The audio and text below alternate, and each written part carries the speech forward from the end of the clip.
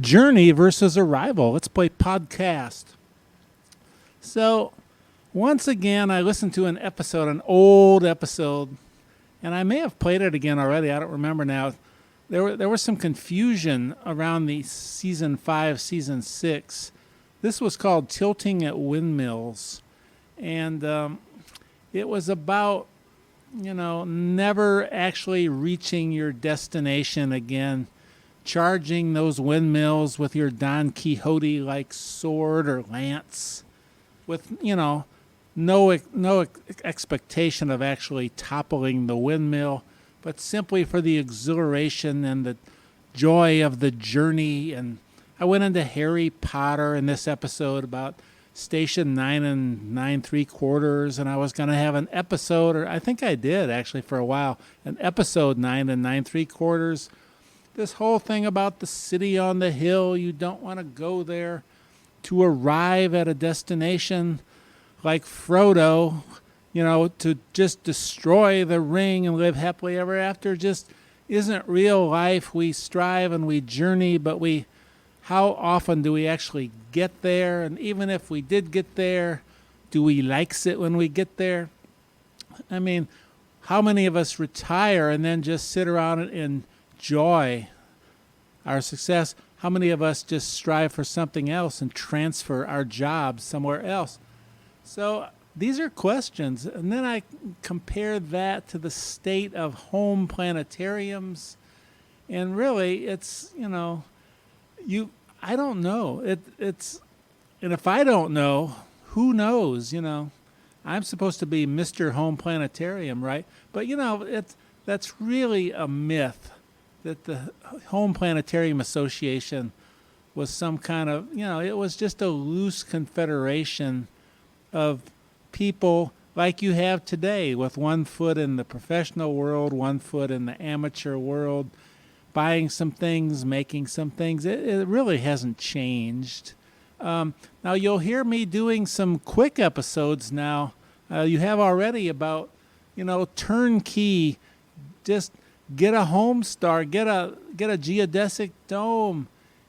Part of that's me getting old and lazy, but part of it is reality too, and that, the true hobbyist who will take time to learn how pinhole projection works and all that, they will always be out there, but they will always be a tiny, tiny minority of people.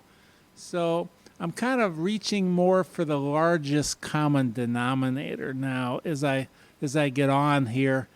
Maybe I always have been. I don't know.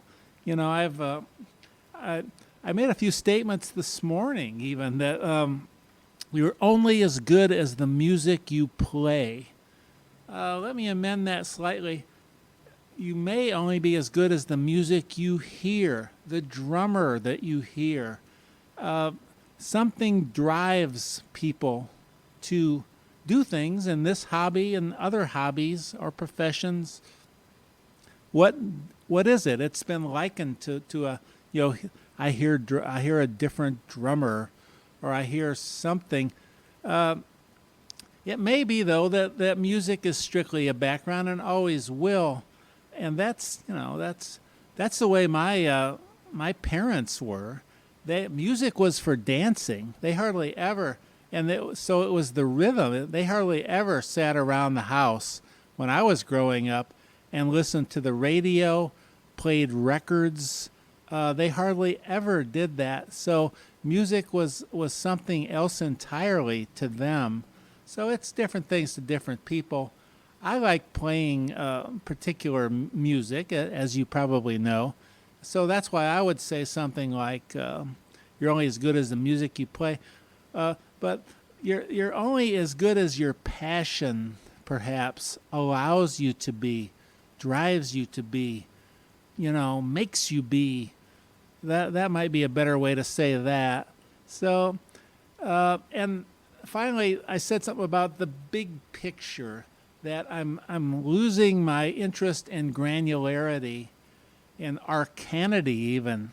And I never thought I'd say that. I've been an extremely arcane individual in that I loved defunct constellations and crazy stuff. And I'm kind of mellowing out now to where it's enough just to see a home star sky stretched above or on a sideways or upside down dome. Just knowing there's stars there somewhere, is becoming more and more an end for me. It's enough. In other words, it's and I'll never get to the stars anyway. I'll never touch them. That's part of the. Are you really exhilarated by what's going on in Mars right now, or is it just another rover? And now they're flying a drone. I mean, great.